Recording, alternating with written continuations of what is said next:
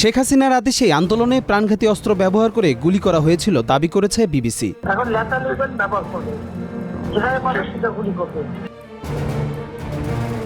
British সংবাদ মাধ্যম BBC সম্প্রতি একটি অডিও ফাঁসের ভিত্তিতে দাবি করেছে, কোটা সংস্কার আন্দোলনের সময়কালে তৎকালীন প্রধানমন্ত্রী শেখ হাসিনা সরাসরি আইন শৃঙ্খলা বাহিনীকে গুলি চালানোর আদেশ দেন। ফাঁস হওয়া এই রেকর্ডিংটি 2024 সালের 18 জুলাই গণভবন থেকে করা একটি ফোনালাপের অংশ, যেখানে শেখ হাসিনার কণ্ঠ স্পষ্ট শোনা যায় বলে প্রতিবেদনে জানানো হয়েছে।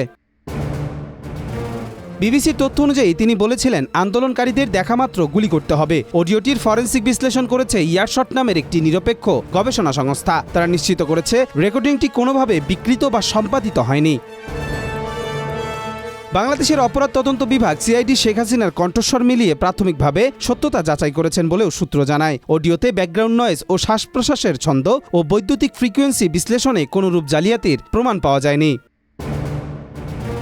এটি একটি গুরুত্বপূর্ণ প্রমাণ যা শেখ হাসিনা সরাসরি সম্পৃক্ততাকে তুলে ধরবে বলে মনে করেন আন্তর্জাতিক মানবাধিকার আইনজীবী টবি ক্যাডম্যান।